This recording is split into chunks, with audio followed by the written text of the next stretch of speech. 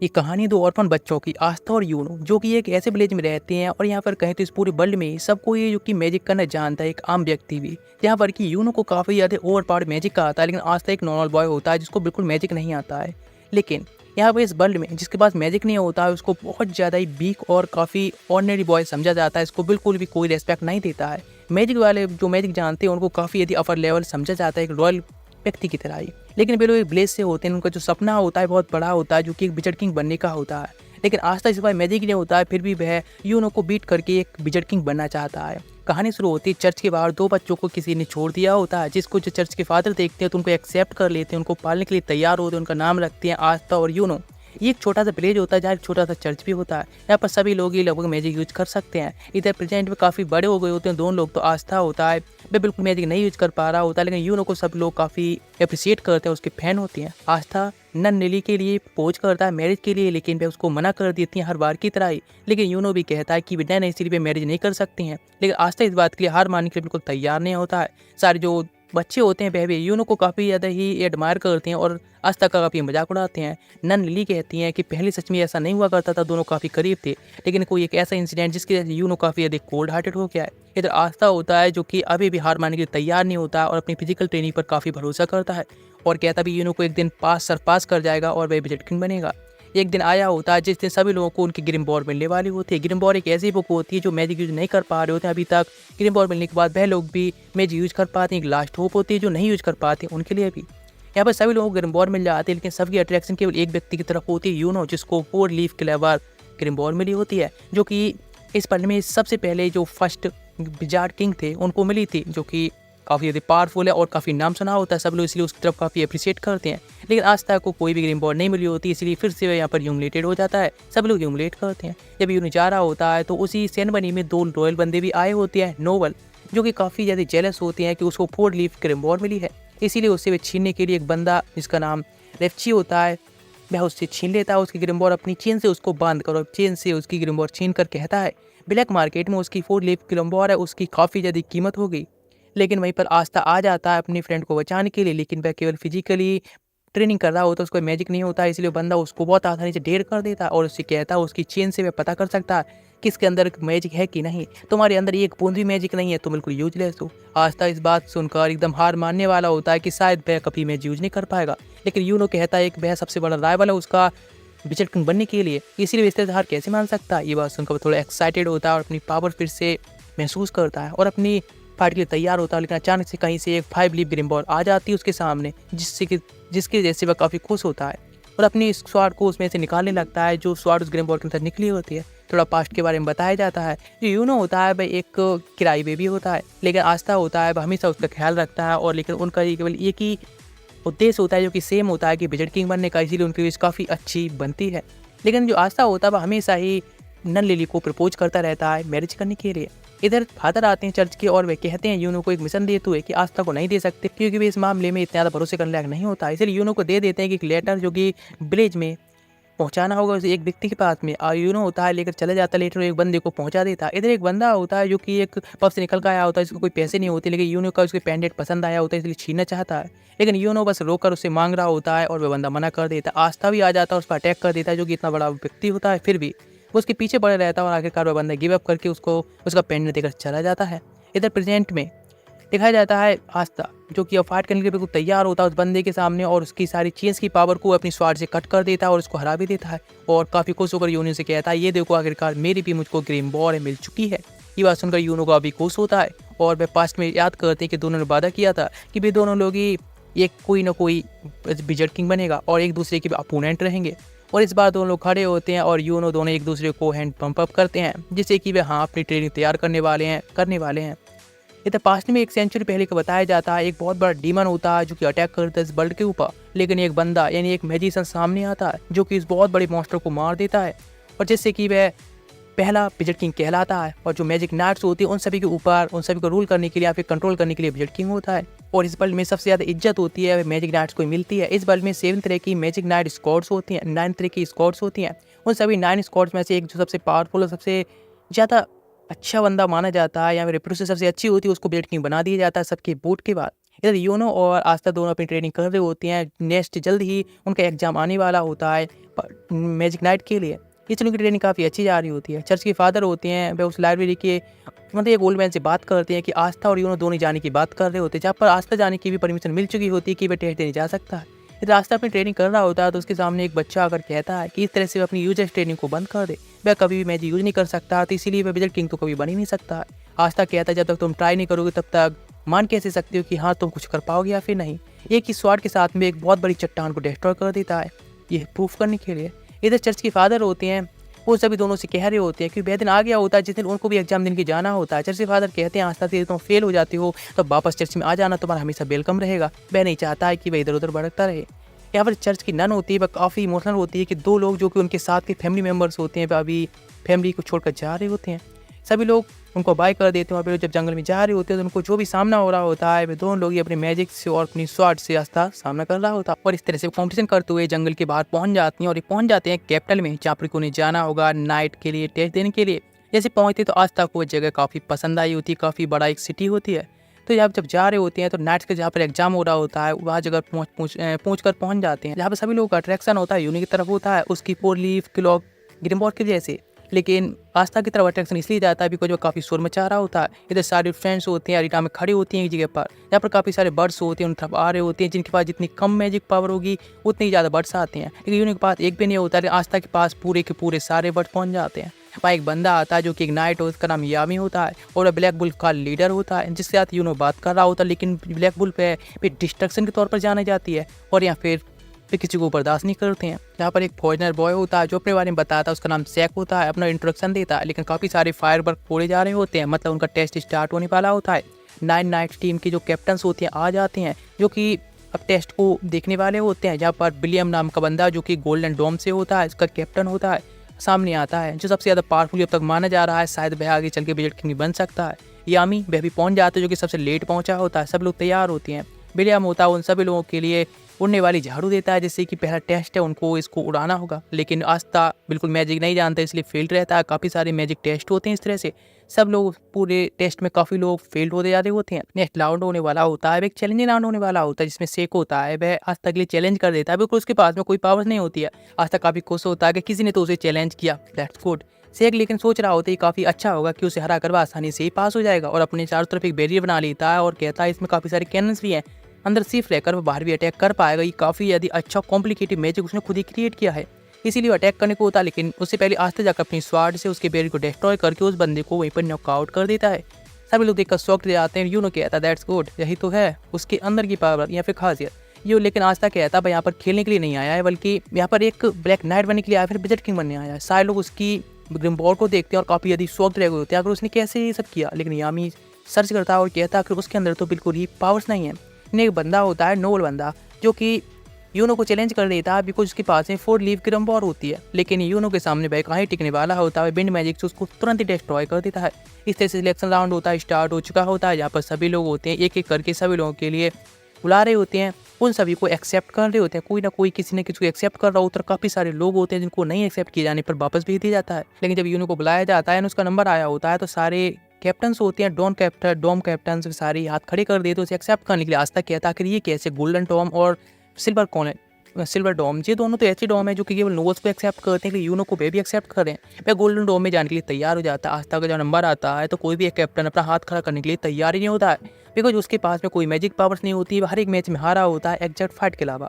लेकिन यामी होता है वह सामने आकर कहता है तुम्हें कोई भी एक्सेप्ट नहीं करेगा, बिकॉज कोई बंदा रिस्क नहीं लेना चाहता है एक ऐसे न्यू बंदे के साथ में जो इतना पावरफुल तो है लेकिन उसके पास में कोई मैजिक पावर्स नहीं है।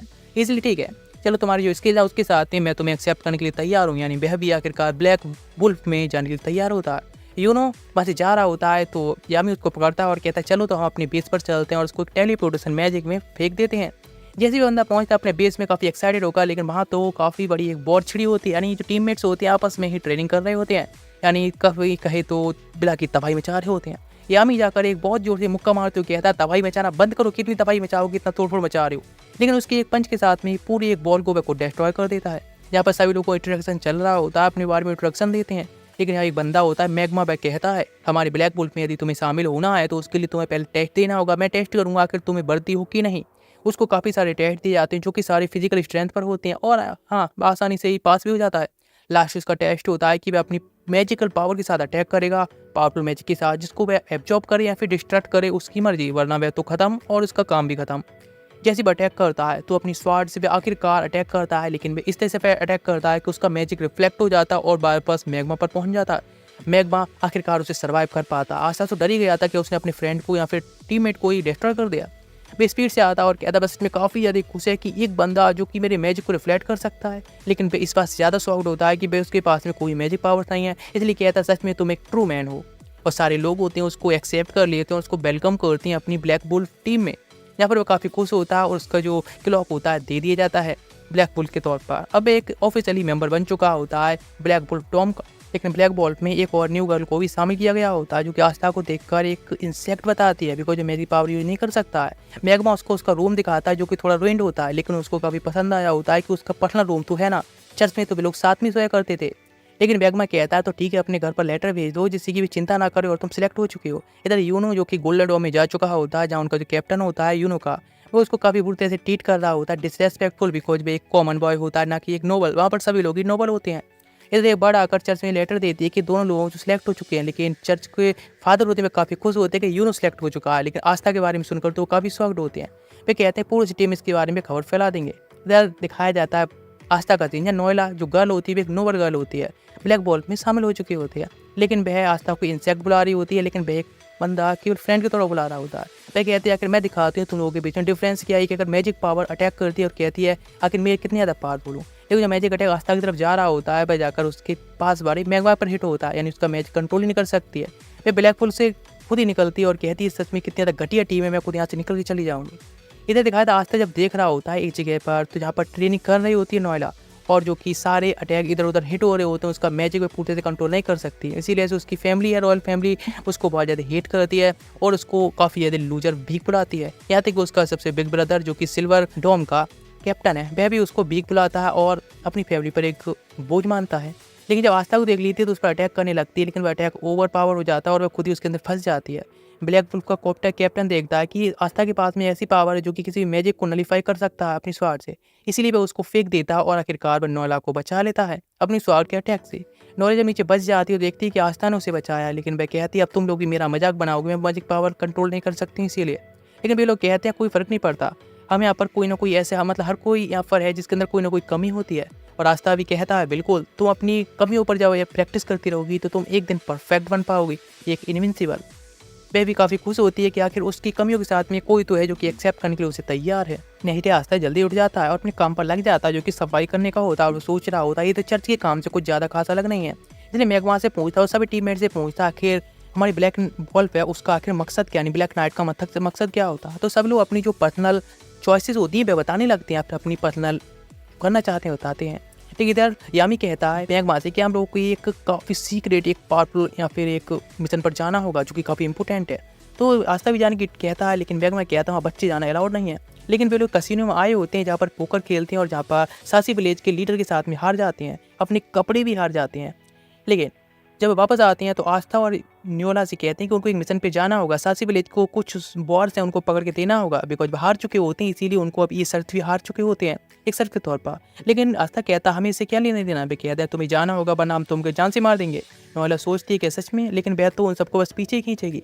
लेकिन मैग्मा कहता है चिंता मत करो, जो भी तुम ऐसा फैलाओगे उसको कवर करने के लिए वह खुद ही तुम्हारे साथ जाएगा। वहाँ तक फिर बंदा होता है, उससे कहता है टेलीविजन एरा खोलने के लिए सासी विलेज, लेकिन वह कहता है जहाँ वह नहीं जा चुका है पहले यह जगह नहीं देखी, वहाँ तक वह नहीं जा सकता टेलीपोर्टर से। इसीलिए मैग्मा अपनी मॉडिफाइड ब्रूट से उन सबके लेकर जाने लगता है। जब लोग जा रहे होते हैं तो सीन दिखाता है सासी विलेज में, जहाँ पर कुछ और मिस्ट्रीज लोग आए होते हैं जो कि एक मैजिकल स्टोन को ढूंढ रहे होते हैं सासी विलेज में, जिनके पास में एक बंदा जो कि काफ़ी ज़्यादा अच्छा होता है आइस मैजिक यूज करने में।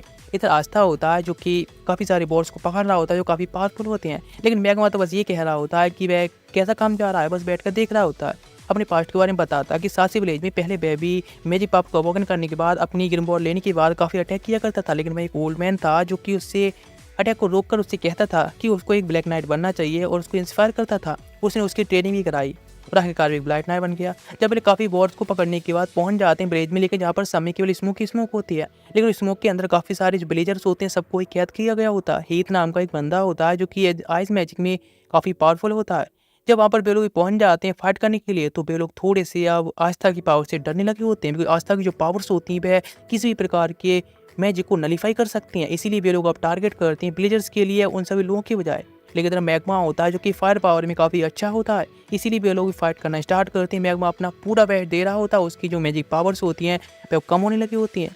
लेकिन फिर भी वे लोग जो आज से अटैक करते हैं तो विलेजर्स काफ़ी इंजर्ड हो रहे होते हैं। इसीलिए हीथ कहता है कि अभी तुम लोग यहाँ से छोड़कर चले जाओगे तुम लोगों को जिंदा जाने दूंगा। लेकिन वे लोग इस तरह से विलेजर्स को छोड़कर नहीं जाने देना चाहते हैं। नॉला सोचती कि बेरब्स लोगों के लिए बस एक बर्डन बनी हुई है और कुछ नहीं। लेकिन एक घर लाकर उसे हेल्प मांगने रही लगती है जिससे कि उसके विलेजर्स को बचा ले। उसकी गेम वॉर में एक न्यू मैजिक अचानक से ऐड हो जाता है। बेबी उसको कास्ट करने लगती है जिसकी वजह से चारों तरफ एक बैरियर बन जाता है। सारे विलेजर्स उसके अंदर सेफ होते हैं।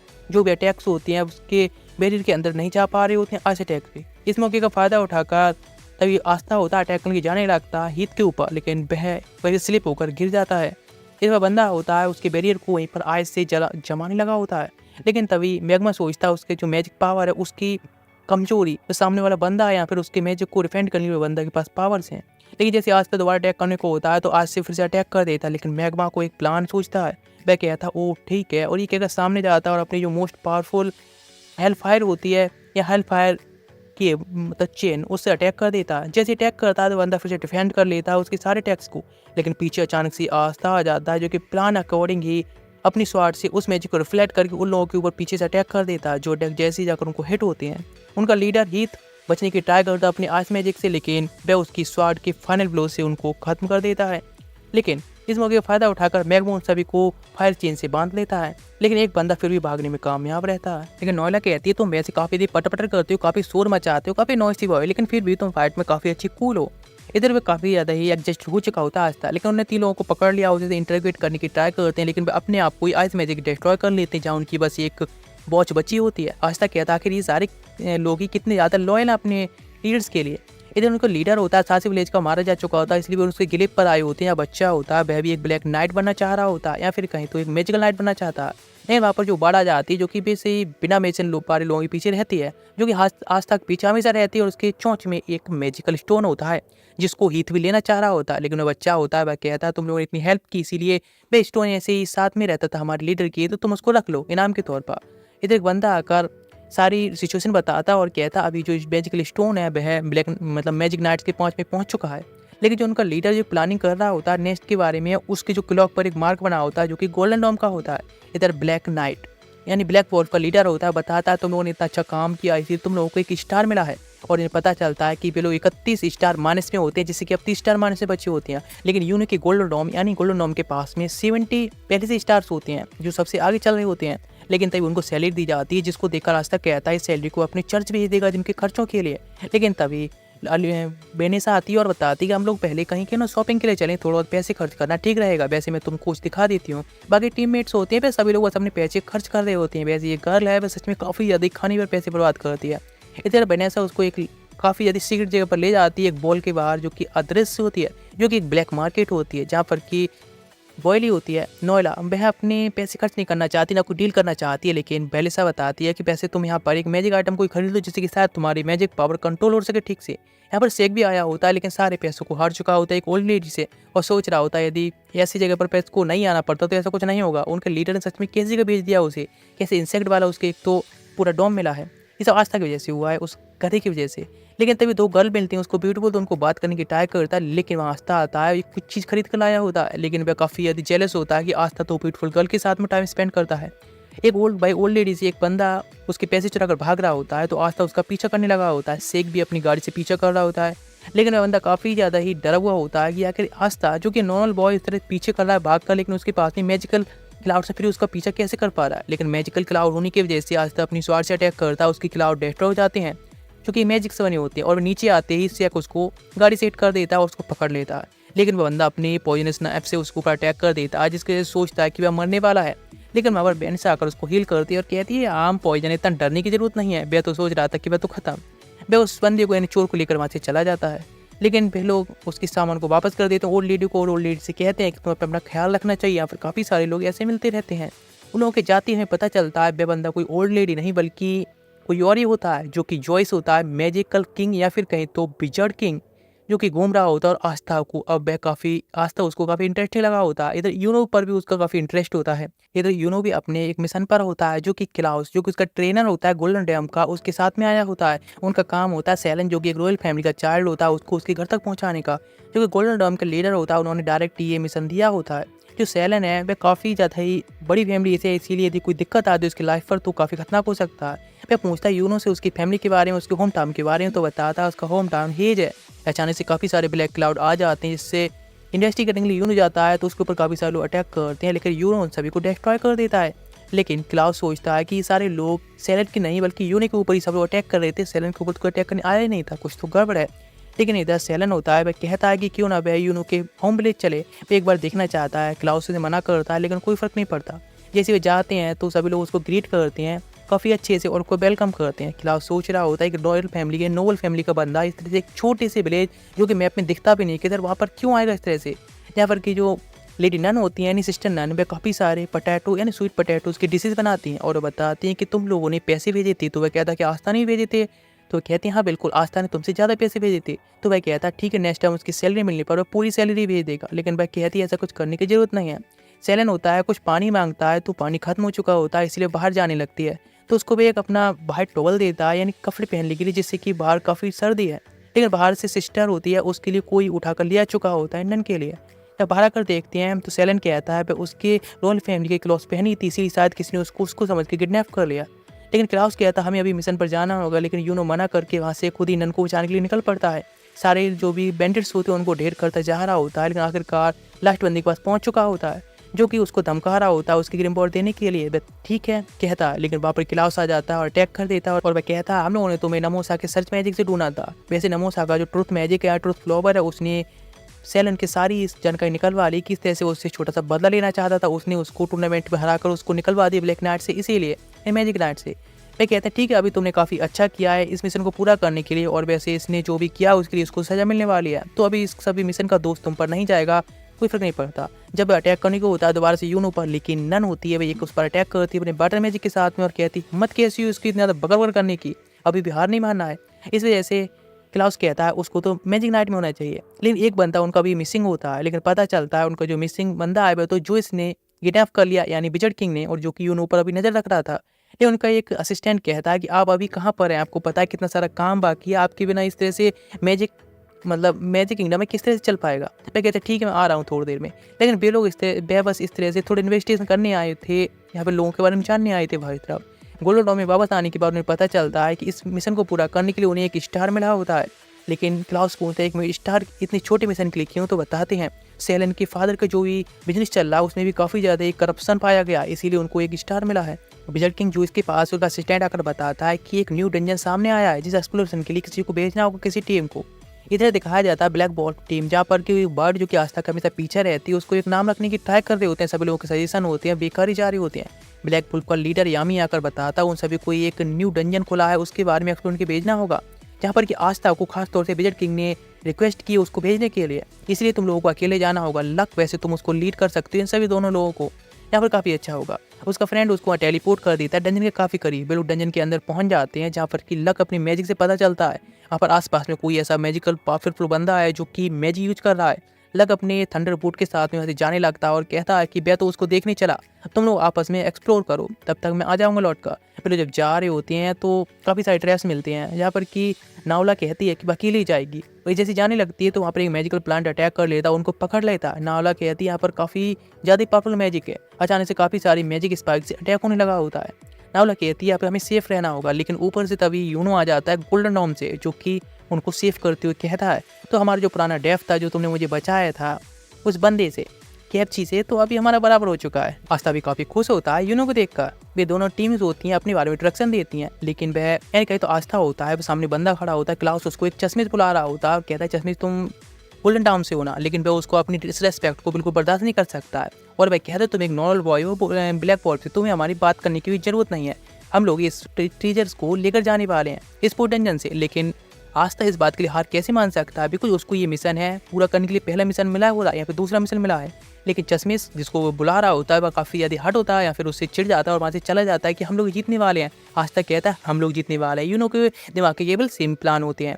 इधर जूस जो कि मैजिक किंग होता है या फिर विजार्ड किंग कह सकते हैं, उसको खबर मिलती है कि जो डंजन खुला है पे काफ़ी ज़्यादा ही डायमंड किंगडम के करीब है या फिर बॉर्डर पे, इसलिए डायमंड किंग के लोग भी उस डंजन के अंदर जाने वाले हैं, जहाँ पर मतलब काफ़ी सारे लोग भी होने वाले हैं। तो मतलब काफ़ी मज़ा आने वाला है। हमारे जो न्यू रिक्रूट्स गए हैं उनके बारे में भी इधर दिखाया था। अलग एक बंदे का सामना कर रहा होता है, उसने डायमंड किंगडम के सारे लोगों को ढेर कर रखा होता है। लास्ट बचा होता है लोडस, जिसके साथ वो फाइट कर रहा होता है, लेकिन वो बंदा उसके हर अटैक से डॉज कर रहा होता है, यहाँ से इधर उधर भाग रहा होता है। आखिरकार वह लक को एक जगह कैद कर देता है या फिर बताता अपनी स्ट्रेटजी कि वो धीरे धीरे करके उसके अंदर एक वीकलिंग स्मोक भेज रहा था जिससे कि वह वीक हो सके। लेकिन इधर के साथ में जो गोल्डन डॉम की टीम होती है वो पहले पहुंच चुके होते हैं ट्रीजर हॉल के मेन गेट पर। लेकिन तभी जो गर्ल होती है बमोसा, उसके ऊपर एक अटैक होता है एक डायमंड द्वारा, जिससे कि वह इंजर्ड हो जाती है। वहाँ पर एक बंदा आता है जिसका नाम मार्स होता है, वह पूरे से डायमंड से लेवल पावर को यूज कर रहा होता है। लेकिन इधर दिखाया था लक, जो कि अभी भी बहुत ज़्यादा एक्साइटेड होता है फाइट करने के लोडस से, जो कि अपनी स्मोक के अंदर छुपता जा रहा होता है। वह कहता है सच में एक नॉर्मल कॉमन बॉय होने के बाद भी तुम्हारे पास में काफ़ी अच्छी पावर्स हैं, तुम कॉम्प्लीमेंट करने लायक हो। लेकिन उसकी जो पर्सनालिटी होती है वो हमेशा ही स्माइल या फिर हंसते रहने की होती है, इसलिए एकदम एक नोल को ढेर कर देता है। उसकी मदर कहते हैं उसे हमेशा ही जीतते रहना चाहिए, इसीलिए उसकी जो पर्सनालिटी की वजह से लोग उसे बिल्कुल पसंद नहीं करते हैं। लेकिन इधर आखिरकार लोडस ने लक को पकड़ लिया होता है और कहता है वह सच में उसकी पावर्स को धीरे धीरे करके अब ड्रेन करने लगेगा इन स्मोक के द्वारा। इधर बमोसा को खुद को हील करने के लिए एक फ्लावर के केज के अंदर रखना पड़ता है, जिससे फाइट अप नहीं कर सकती है। लेकिन क्लाउस होता है फाइट के लिए तैयार होता है और कहता है ये बंदा काफ़ी पावरफुल है, इसीलिए यूना तुमको हमें छोड़कर चले जाना चाहिए और ट्रीजर हॉल को अंदर जाना चाहिए।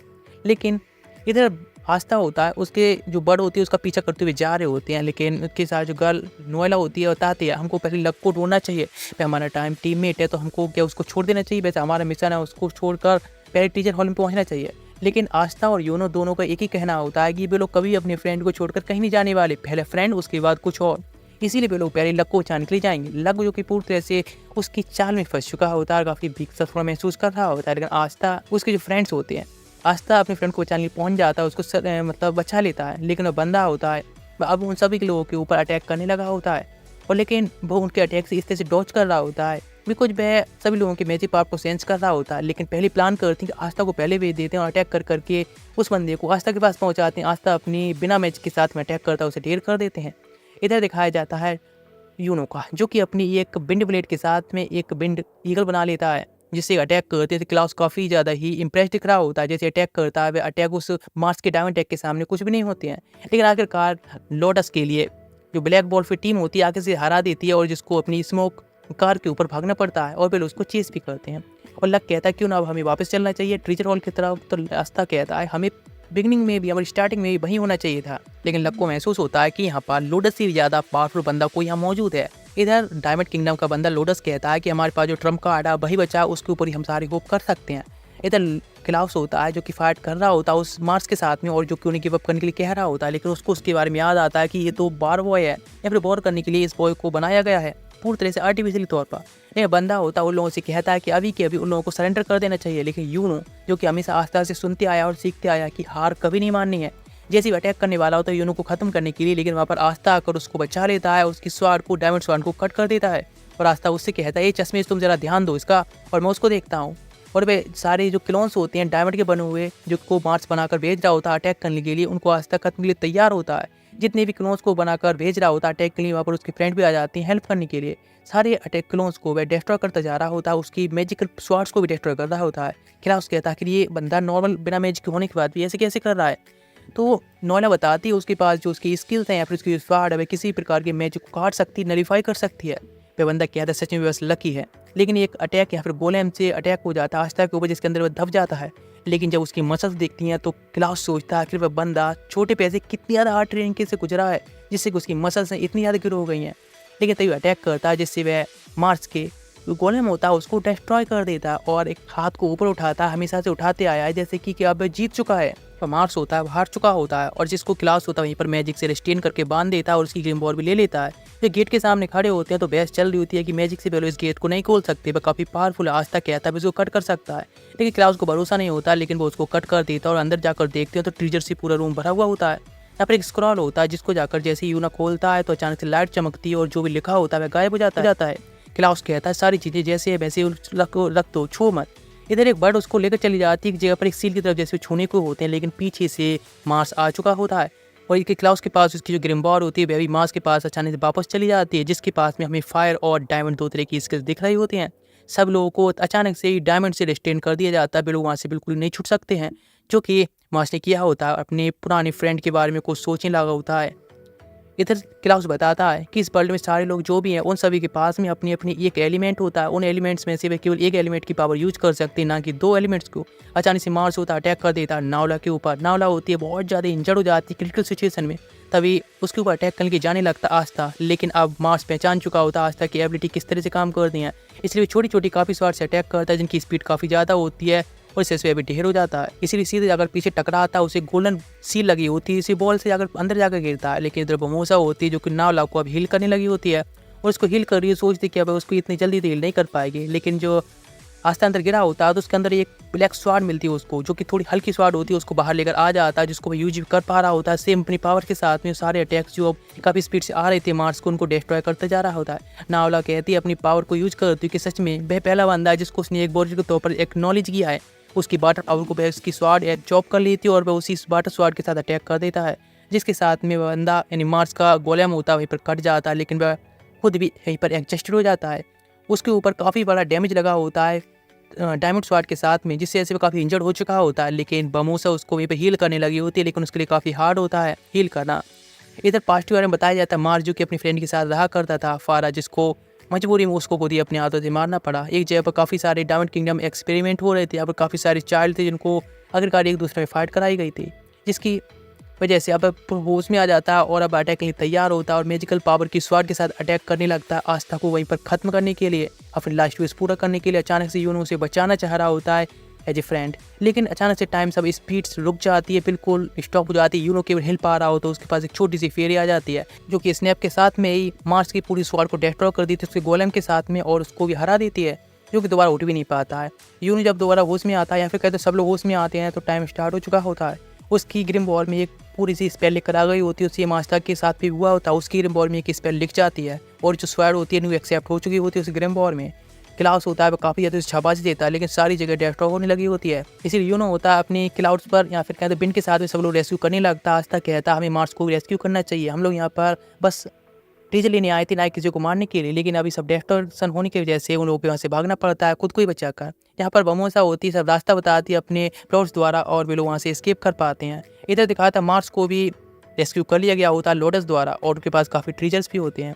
इधर मार्स सोच रहा होता है अपनी फ्रेंड के बारे में जिसके मरने के बाद उसने कहा था कि बाहर की दुनिया को देखे और हम दोनों के बदले में अकेली लाइफ जिए और वह एंजॉय करे। इधर क्लाउस होता है जो कि यूनो और आस्था दोनों को हक कर लेता है और माफ़ी मांगता है कि उसने जिस तरह से उन लोगों को ट्रीट किया था वे लोग सच में काफ़ी बढ़िया ब्लैक मैजिक नाइट्स हैं। वापस आने के बाद एक वीक तक आस्था होता सोता रहता है अपनी एग्जिस्टेंस की वजह से। यहाँ पर नोएला होती है उसे काफ़ी कम्प्लीमेंट करती है और आखिरकार उनके बहस शुरू हो जाते हैं, वो खाना खा रहे होते हैं तो यामी बताता है उन लोगों को बजट किंग के पास जाना होगा या फिर कैपिटल में जाकर उनको खुद ही रिपोर्ट देनी होगी अपने मिशन के बारे में।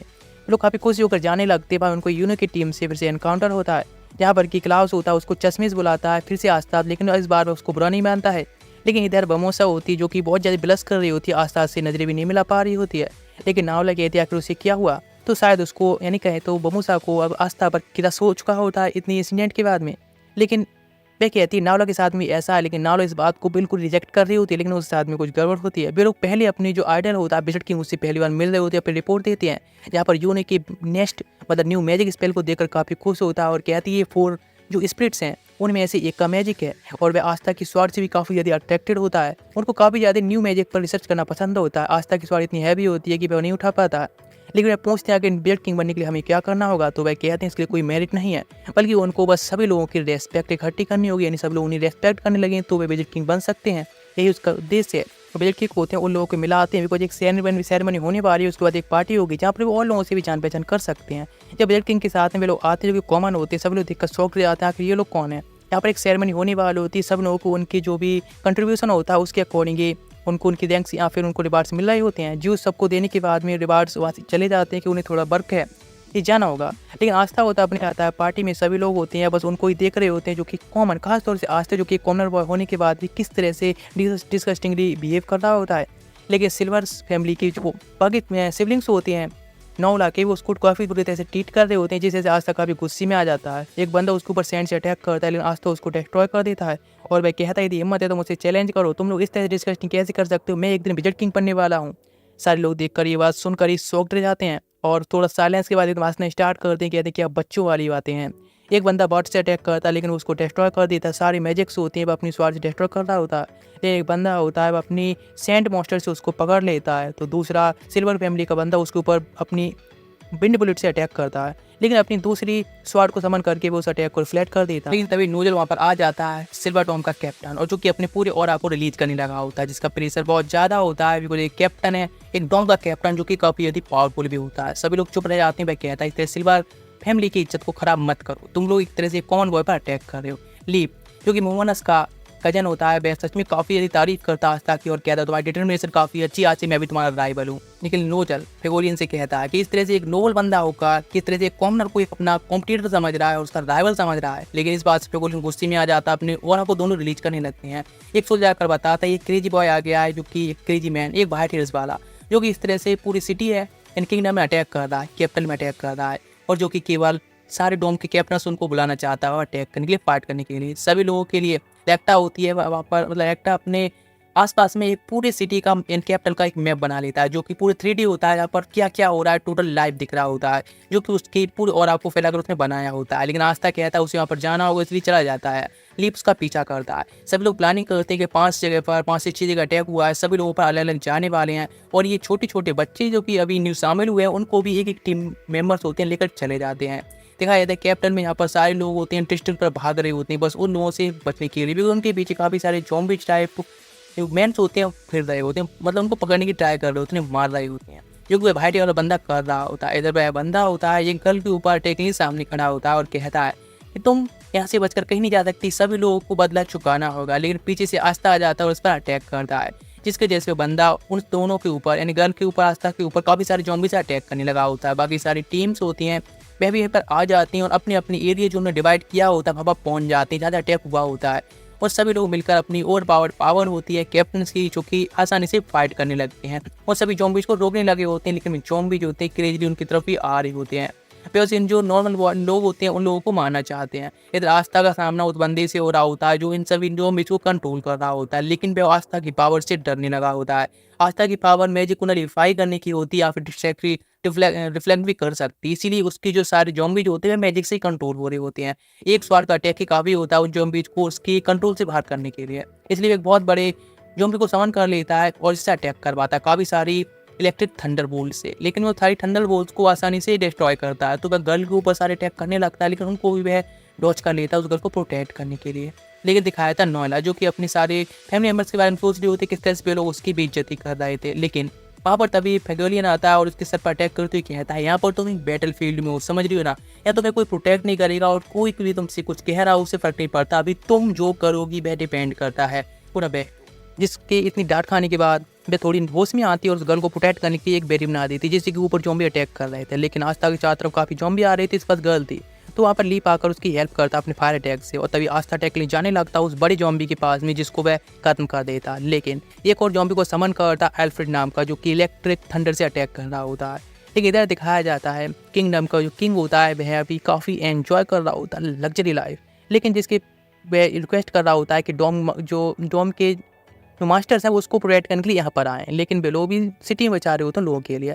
इधर दिखाया तो कुछ शेप्स होते हैं जो कि कुछ खाना बनाने अभी भी लगे होते हैं पार्टी एंड होने के बाद भी, लेकिन वहाँ पर गर्ल पहुँच जाती है और जो कहती है कि अब टेस्ट कर सकती है कुछ, तो बोले कहते हैं सच में ये गर्ल कोई नॉर्मल नहीं है, सच में काफ़ी बड़ी फूडी है, और इसीलिए वे लोग मान जाते हैं। इधर दिखाया था आस्था का, जो कि अल्फ्रेड के साथ में फाइट कर रहा होता है, लेकिन वह बंदा कहता है ये इतना आसान भी नहीं है, बिकॉज वो हमेशा हवा में उड़ रहा होता है। लेकिन अचानक से फायर अटैक आता है जो कि फेगोलियन का होता है और उसको डिस्ट्रॉय कर देता है और माफ़ी मांगते हुए कहता है मुझे माफ़ करना, मैंने तुम्हारी फाइट के बीच में इस तरह से इंटरफियर किया, लेकिन यदि तुम एक विज़र्ड किंग बनना चाहते हो तो फिर ये बात हम दोनों को भी एक राइवल बना देती है, यानी भाई एक इतने बड़े डोम के मास्टर का भी या फिर लीडर का भी अब राइवल बन चुका होता है। वह उससे पूछता है अगर बंदा कौन है उसका नाम बताए, तो अपना नाम पहली बार रिवील करता है, उसका नाम रेज है।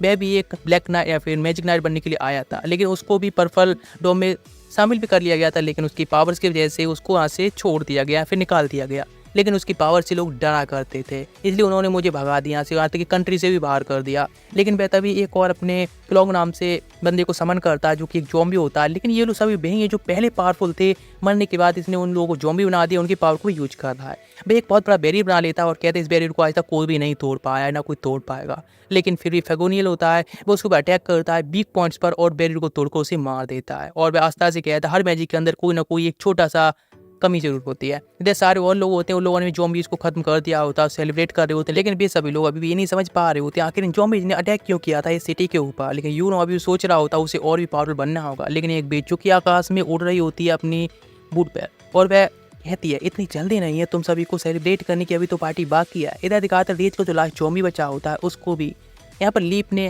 नोएला के साथ मिलकर डिस्ट्रॉय कर दिया होता है। इधर फेगोलियन ने रेज को वहीं पर केज में कर मतलब फायर केज में पकड़ लिया होता है। उसकी ग्रिमबॉर को भी छीन लेता है।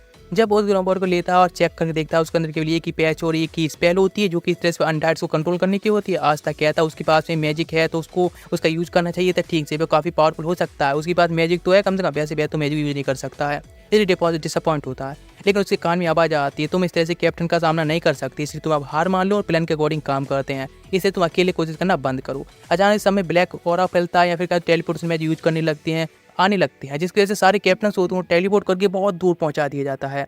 लेकिन यहाँ पर जो बिच होती है वह अपने मैजिक यूज करने लगी होती है सभी लोगों की माना को शक करने के लिए। लेकिन उसकी इस बात पर एकदम शॉक रह जाती है कि उसके पीछे एक बंदा टेलीपोर्ट होने से बच चुका होता है उस स्पेल के टेलीपोर्टेशन स्पेल के बाद भी, जो यूनो होता है जिसकी सीक्रेट स्पेल की वजह से बच चुका होता है। उस पर अटैक करती है और उसके सारे जो भी सेंसर्स होते हैं उनके ऊपर कस्ट मैजिक से यूज करने लगती है। इधर रेज के पास में जो फेगोलियन खड़ा होता है उस पर एक मैजिक यूज होता है जिसकी वजह से भी अभी वहाँ से टेलीपोर्ट हो जाता है एक डायमेंशन में, अलग डायमेंशन में। यूनिक के ऊपर काफ़ी सारे कर्स अटैक होते हैं जिससे उसके सारे जो सेंसर्स होते हैं देखने सुनने और महसूस करने के सब ब्लॉक हो जाते हैं। वह सोचने लगता है कि अब वह क्या कर सकता है, क्या वह हार मान सकता है, यहाँ पर हार चुका है लेकिन आज तक तो कभी हार नहीं मानता था।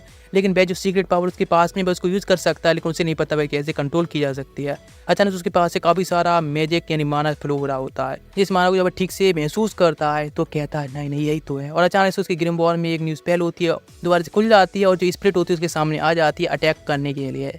इधर दिखाया था फेगोलियन जो कि एक अलग डायमेंशन में आ चुका होता है जिसको अलग ही बुलाया गया होता है सारे कैप्टन से। लेकिन जो बिच होती है वो उसके स्पिरिट का अटैक की वजह से उस गर्ल के पास में आकर गिरी होती है जो अपना खाने की ट्राई कर रही थी, लेकिन बिच अटैक करने लगती है जिससे उनके माना को शक कर सके। लेकिन गर्ल समझती है कि वो उसके खाने को चुरा रही है, इसीलिए भी अपनी एक सीप को बुलाती है, उस पर अटैक करती है जिससे बिच दोबारा दूर उड़ती जाकर नीचे जाकर गिरती है।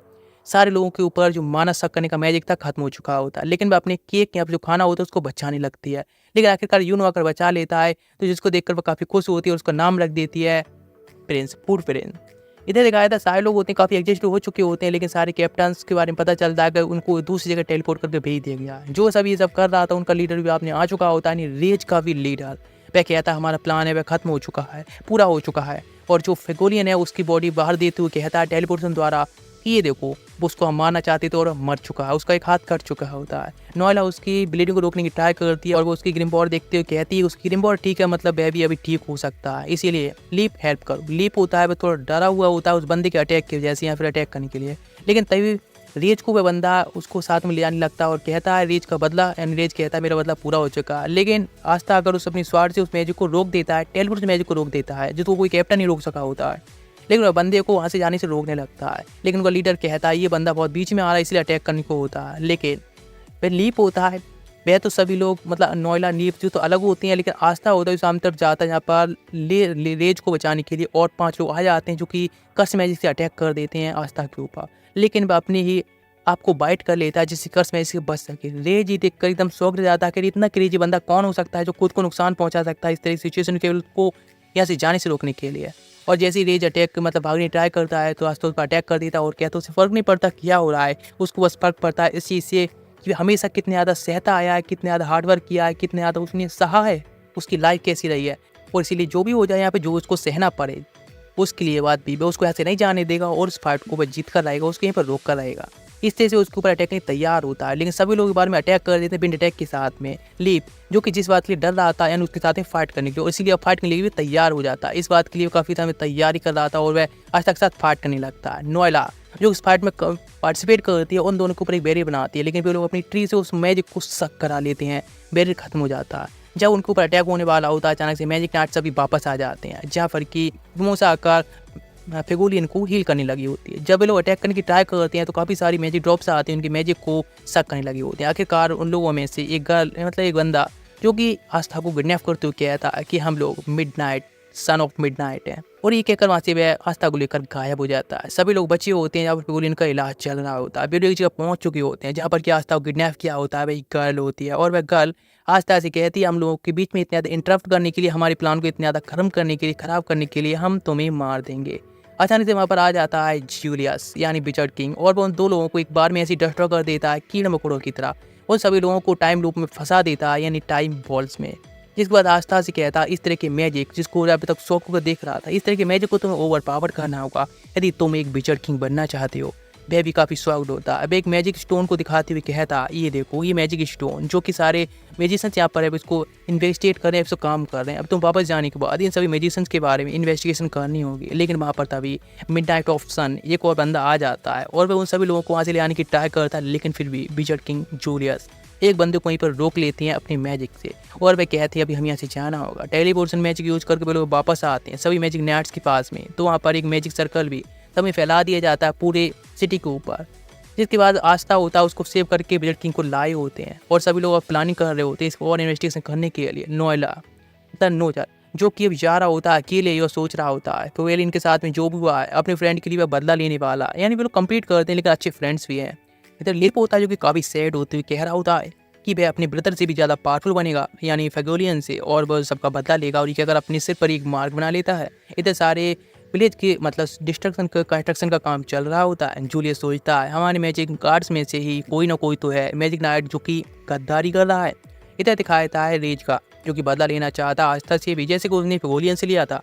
लेकिन यहाँ पर जो गर्ल होती है वह जूलिया वह उससे मना कर देती कि नहीं बिल्कुल नहीं, वह उस पर एक्सपेरिमेंट करना चाहती है अगर वो इस तरह से बिना मैजिक की भी मैजिक कैसे कट कर सकता है। उनका लीडर होता है बंदा, वह कहता है सच में जूलिया के जो पावर्स हैं वह काफ़ी ज़्यादा अच्छी हैं। उनको उसका जो हाथ होता है वह भी ख़राब होता है, उस पर भी वह ट्राई करने की सोच रहा होता है। इधर एक गर्ल जिसको आस्था ने बचाया होता है वो खाना खाने की लाई होती है, लेकिन चार्मी काफ़ी ज़्यादा अच्छे मूड में होती है इसीलिए वह वो सभी खाने को खाना स्टार्ट कर देती है। लेकिन तभी दिखाया जाता है यूनो और उसकी पूरी टीम वहाँ पर जा रही होती है जहाँ पर आस्था उसको मिल जाता है और कहता है हे तुम लोग यहाँ पर, लेकिन वो उस पर अटैक कर देता है अपने बेनी मैजिक से, उसको वह कट कर देता है।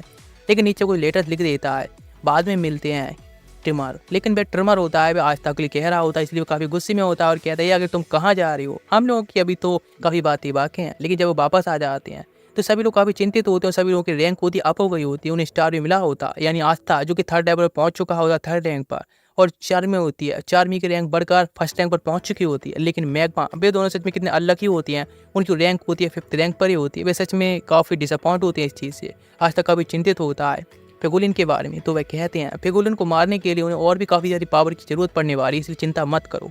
आस्था होता है वह सोने के लिए चला गया होता, थोड़ा आराम करने के लिए। मिक्सर प्लानिंग कर रहा होता है क्या कहते उन गर्ल से उसे मिलने के लिए जाना है तो किसी अपने ब्लैक वोल्फ से नीचे ले आना चाहिए। लेकिन एक करके सोचता है सबको फील कर देता है और सोचता है लक को ले आना ठीक रहेगा। लेकिन जब जा रहे होते हैं ग्लोरियन बेबी उनके साथ जाना चाहता है, हमेशा की तरह बेचारे मिशन पर नहीं जा पाता। लेकिन जब जा रहे होते हैं नोला उनका पीछा कर रही होती है। अगर वे लोग करने क्या जा रहे हैं, वे लोग एक पब में आ चुके होते हैं जहाँ पर 3 गर्ल्स होती हैं जो कि तीनों फ्रेंड्स होती हैं, उनके साथ में वे बात कर रहे होते हैं जहाँ पर लग अपनी मैजिक का प्रदर्शन दिखाता है, आस्था अपनी मसल्स दिखाता है जो कि वह काफ़ी पावरफुल है। लेकिन वह गर्ल्स सोच रही होती है ब्लैक बॉल सच में ये कहीं इधर से ट्रबलसम ना हो जाए। मिक्सर होता है वह काफ़ी एक्साइटेड होता है उन गर्ल से मिलने के लिए, अपना इंट्रोडक्शन देता और सबके बारे में इंट्रोडक्शन देता। वह सच में काफ़ी अच्छा होता है और एक गर्ल से बात करने की अच्छे से ट्राई कर रहा होता है। लेकिन नोएला जो कि वहाँ पर एक मेड के तौर पर आई होती है और नज़र भी रख रही होती है। लेकिन सैग बेबी है उसके यानी मिक्सर के पास वाली जो टेबल होती है वह बैठा होता है, वह कुछ गर्ल के साथ में वहाँ पर बात करने की ट्राई कर रहा होता है। लेकिन उसकी जो बातें होती हैं कुछ ठीक नहीं जा रही होती है। एक बंदा अगर उन्हें ड्रिंक ऑफर करता है जिसके ऊपर वह कुछ हेट कर देता है और वे गर्ल्स होती है काफ़ी ज़्यादा उसे चेयरअप करती है कि सच में काफ़ी अच्छा जा रहा है। लेकिन इधर दिखाता है मिक्सर जो बात करने की ट्राई कर रहा होता है और लक होता है वो दूसरी गर्ल के सामने बैठी उससे बात करने की ट्राई करता है। मिक्सर एक गर्ल के साथ में यहाँ से कुछ अलग प्राइवेट बात करने निकल जाता है। बचा होता है लक जो कि अपने साथ में एक गर्ल लेकर वहाँ निकल जाता है और जहाँ पर केवल अब 2 लोग ही बचे होते हैं, आस्था और रिबेका। दोनों लोग ही बचे होते हैं जो कि अब अपनी सिबलिंग्स के बारे में और अपनी चर्च में जो रहती है मतलब बच्चे उनके बारे में लोग बात करो। दोनों की सिचुएशन काफ़ी ज़्यादा सिमिलर होती है, वो काफ़ी ज़्यादा हैप्पी होते हैं एक दूसरे से अपनी फीलिंग्स को शेयर करने में। लेकिन भाई एक बंदा ड्रंक आता है जो कि रिबेका से बात करने की ट्राई करता है बदतमीजी से, लेकिन आस्था उसको हिट करता है जो कि काफ़ी पावरफुल है फिजिकली और वह सेक की सारी टेबल के ऊपर ही फेंक देता है, उनकी पार्टी ढेर कर देता है। लेकिन रिवेका के साथ में आस्था बाहर आ जाता है तो वह रिवेका शायद उसको पसंद करने लगी होती है और पूछती क्या वह किसी गर्ल को पसंद करता है। तो वह कहता है हाँ उसके शायद कोई है जिसको पसंद कर रहा है। लेकिन नोएला सोचने लगती है कि शायद वो उसके बारे में बात कर रहा है। लेकिन दोनों गर्ल्स होती हैं, उन्होंने लक और मिक्सर दोनों को रिजेक्ट कर दिया होता है। लेकिन आस्था सोच रहा होता है अपनी ट्रेनिंग के बारे में, किस तरह से इतनी ट्रेनिंग हार्ड करके वह यहाँ तक आचा है और भी आगे अपने टावर को क्लेम करता रहेगा। चर्च में पता चलता आस्था के कारनामे के बारे में भी काफ़ी इमोशनल होते हैं, काफ़ी खुश होते हैं। लेकिन जो ओल्ड मैन होता है, ग्रिम्बॉर मिलने वाली होती है सभी लोगों के लिए, तो वहाँ पर बता रहा होता है कि किस तरह से आस्था जिसको कोई भी ग्रिम्बॉर नहीं मिली, लेकिन उसने हार नहीं माना। लेकिन आज भी एक ब्लैक नाइट या मैजिक नाइट बन चुका है, इसलिए तुम लोगों को भी हार नहीं माननी चाहिए। तुम लोगों के पास मैजिक कम है या फिर मैजिक नहीं है, फिर भी दिखाया था गॉड जो कि एक स्टोरी फिर से लिख रहा होता है, जो कि अब आस्था के बारे में लिख रहा होता है। उसकी भी काफ़ी अच्छी रोमांचक कहानी है, जो कि अब तक वह किस तरह से स्टार्टिंग से ट्रेनिंग में आया, किस तरह से उसने टेस्ट पास किया और किस तरह से स्टार्टिंग के दिनों में उसने केवल ब्लैक वुल्फ के सेंटर को यानी घर को साफ ही किया था। लेकिन नॉलेज का बैठियों का सोच रही होती है वह किस तरह से एक कॉमनर बॉय से प्यार तो नहीं कर सकती, लेकिन फिर भी वह काफ़ी ज़्यादा रोमांचक, काफ़ी कूल है। उसने किस तरह से सासा विलेज में और मास्क के साथ में फाइट की थी और काफ़ी अच्छा एकदम रिजल्ट मिला। अब उसमें बंदा कूल है। तभी वहाँ पर आ जाता वापस आस्था, जिसको वह अपने बाटर से हिट करके दूर फेंक देती है। इधर यूनो जो कि अपने न्यू मिशन के साथ में जाना होता अपने पार्टी के साथ में, लेकिन वह वहाँ से अपना अकेला निकल जाता, उसको थोड़ी छूट मिल चुकी होती है। इसीलिए इधर वह अपने वादे को याद कर रहा होता आस्था के साथ में, किस तरह से हम दोनों लोग में से एक ही विजर्ड किंग बनने वाला है। चर्च में 2 लेटर्स आए होते हैं, जिसमें कि आस्था और यूनो दोनों के बारे में खबरें लिखी होती हैं। आस्था मतलब यूनो होता है जो कि फर्स्ट लेवल मैजिक नाइट बन चुका होता है, आस्था भी 3rd लेवल बन चुका होता है। सारे लोग काफ़ी खुश होते हैं। यहाँ में होता है वह अपने सारे ब्लैक बॉल्ट के मेंबर्स को लिए एक डे ऑफ दे देता है, जिस वजह से सारे लोग काफ़ी खुश होते हैं और अपने एंजॉयमेंट के लिए जाने लगते हैं। गोस्ट जो कि अपनी सिस्टर मरी से मिलने की जा रहा होता है उसके बर्थडे पर, उसको काफ़ी सारे गिफ्ट लेने के लिए। आस्था जो कि रिबेका के सिबलिंग के साथ में मिलने के लिए जाना चाहता हूँ, साथ में खेलने के लिए उसने वादा किया होता है रिबेका से। लेकिन नॉला भी सोच रही होती है आखिर वे लोग क्या करने वाले हैं, इसलिए उसका पीछा करनी चाहती है। लेकिन मैग्मा के साथ में वे लोग जाने वाले होते हैं। इधर दिखाया जाता है एक टॉय शॉप पर आता है बोस और काफ़ी सारे खिलौने ले जाने लगता है मरी के लिए। लेकिन मरी जो कि खेल रही होती है आस्था के साथ है, बिकॉज रिबेका हाईवे भी इसी चर्च में रहती है जहाँ पर कि मरी रहती है। लेकिन वह कहती है कि एक दिन वह आस्था से मैरिज करेगी, तो बोस काफ़ी गुस्से में आता है और काफ़ी सारा अटैक करता है आस्था के ऊपर, जिसमें डॉज कर लेता है। लेकिन तभी वहाँ पर सिस्टर यानी नन आती हैं और वह कहती हैं बोस से रुकने के लिए, मरी को वापस ले जाती हैं। लेकिन जिस वजह से बेचारा फिर से एक स्टोन में बदल जाता है, बिकॉज उसकी सिस्टर को दूर कर दिया गया होता है। रिबेका आस्था के लिए अपने रेस्टोरेंट में इनवाइट करती है, वो सभी बच्चों के साथ में लेकर रेस्टोरेंट चली जाती है, जहाँ पर वो काफ़ी अच्छा खाना बनाती है। लेकिन जिसको देखकर आस्था कहता है कि सच में वो काफ़ी अच्छा खाना बनाती है, सच में आगे चल के काफ़ी अच्छी वाइफ भी बनेगी। उसके सिबलिंग्स होते हैं वो उसको इनक्रेज करते हैं कि वह आस्था के लिए आज रात ही उसे कोई कदम उठाना चाहिए। लेकिन नॉला ये सब उसको काफ़ी ज़्यादा फ्रस्ट्रेटेड हो रही होती है। रात में जब वह सो रही होती है तो सोचने लगती है अपने सिबलिंग्स के बारे में कि शायद उसको कोई कदम उठाना चाहिए। लेकिन अभी सिबलिंग्स को जाकर देखती है तो कोई वहाँ पर नहीं होता है। लेकिन आस्था के ऊपर जाकर बोस ने अटैक कर दिया होता है, उसे बाहर आकर गिरता है। आस्था को आकर रिवेल्का बताती है कि सारे चिल्ड्रंस उसके सिबलिंग्स हैं, वे सारे लोग यहाँ से गायब हो चुके हैं। आसपास में सब लोग देखते हैं कोई भी एक बार बच्चा नहीं होता है।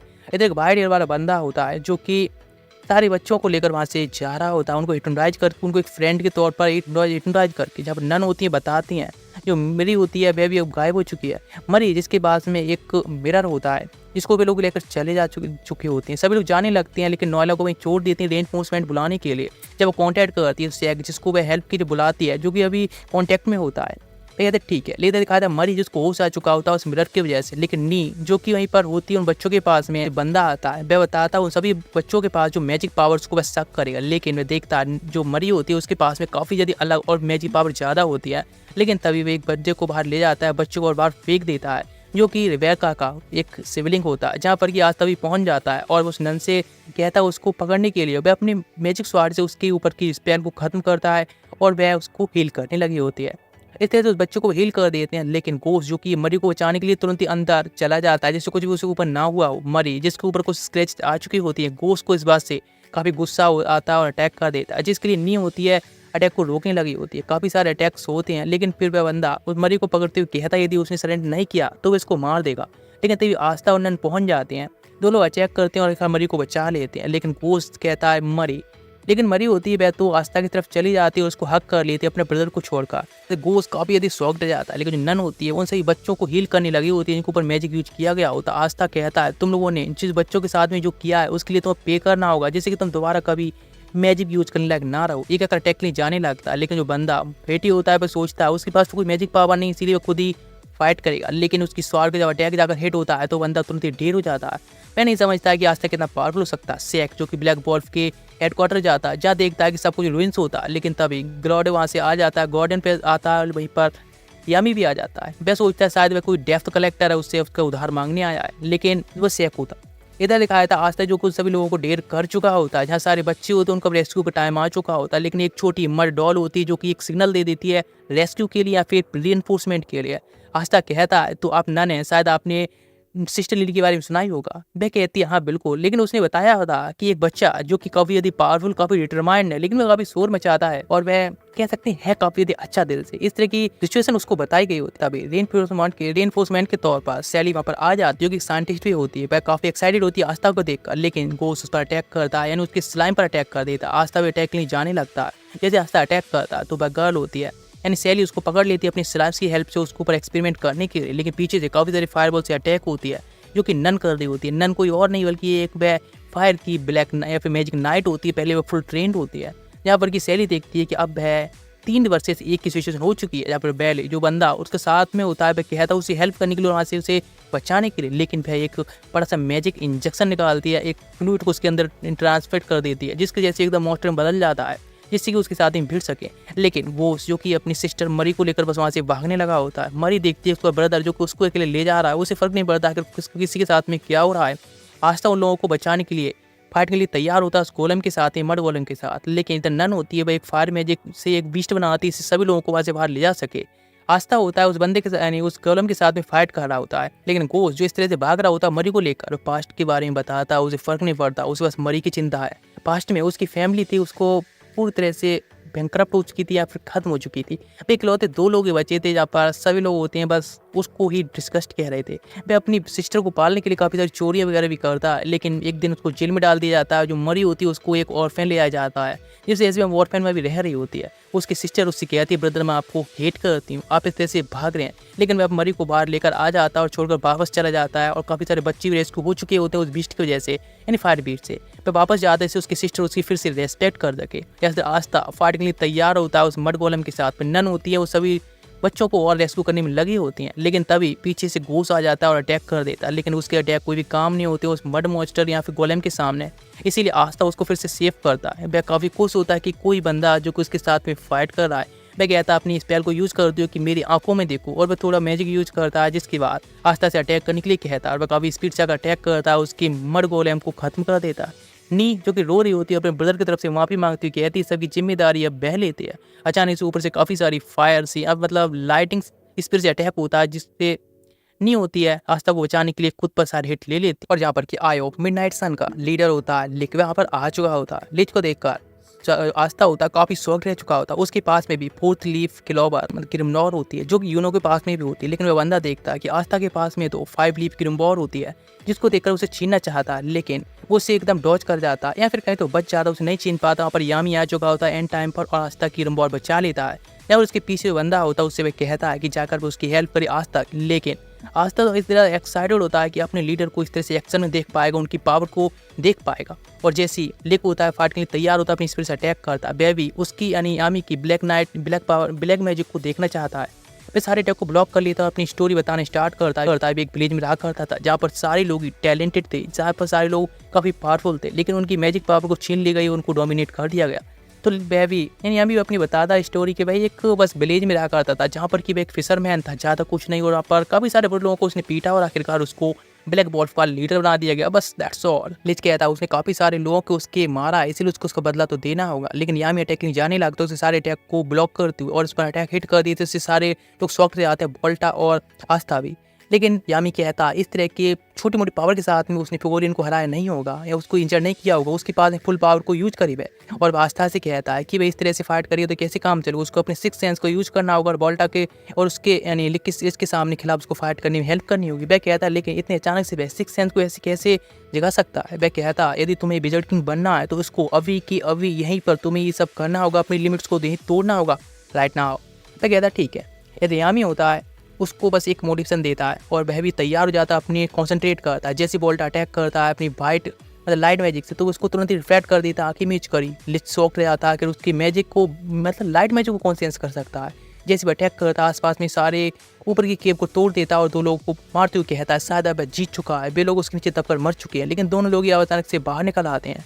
और जाकर यामी होता अटैक कर देता लिच के ऊपर, लेकिन जिससे वह तो उसे डॉच कर लेता। इस वक्त काफी सारे ब्लैक स्पीयर को तैयार करने लगता है। यामी कहता है बगलर को इग्नोर मार तू, आखिर वह इधर क्लोवर किंगडम में क्या कर रहा है। वह कहता है यहाँ पर एक न्यू किंगडम डेवलप करना चाहता है जहाँ पर किस तरह से छोटा मोटा कॉमन और नोवेल्स के बीच में कोई भेदभाव नहीं होगा। लेकिन लिख की मतलब यामी की पावर देख कर आस्था काफ़ी एक्साइटेड होता है, लेकिन तभी वह अटैक नहीं जाने लगता है तो आस्था भी अटैक को जाने लगता है, लेकिन वोल्टा उस पर अटैक करता है जिससे कि ब्लॉक करता है। वोल्टा उस पर अटैक करने को होता है, लेकिन अपनी दोनों स्वाट को एक बार फेंक देता है, अटैक करने के उस पर पंच मारता है, इस पर दूर जाकर गिरता है। यामी काफ़ी खुश होता है कि अभी उसने क्या देखा, आस्था ने वोल्टा को एक पंच मारी थी, लेकिन तभी सीक्रेटली अटैक करना चाहता है लिच मौके फ़ायदा उठाकर। लेकिन जैसे उसकी स्वाट पर अटैक हिट होता है वह उसकी सारी मैजिक पावर को एब्जॉर्ब करके उसे डिस्ट्रॉय कर देता है, जिस वजह से उसका सीक्रेट अटैक भी फेल्ड रहता है और ब्लैक मैजिक पूरी तरह से लिच को कंट्रोल या फिर कहें तो पूरी तरह से कवर करने लगा होता है, जिसको अपनी लाइट मैजिक से वो तोड़ देता है। उसको पूरी तरह से बहुत बुरी तरह इंजरी आ जाती है। वह कहता तुम दूसरी बंदी हो जिसने इस तरह से कंपेटिबल उससे फाइट की है, इसलिए वह काफ़ी कम्प्लीमेंट करता है उसको। यामी जो कि उस तरफ भी देख रहा हो तो उसको मैजिक की तरफ सीरियसली, लेकिन इधर दिखाया था गोस्ट को जो नन होती है वह रिकवर मतलब नन वही पड़ी होती है, गोस्ट को रिकवरी चल रही होती है। नन की रिकवरी काफ़ी हार्ड होती है, उस पर जो मैजिक पावर्स होती हैं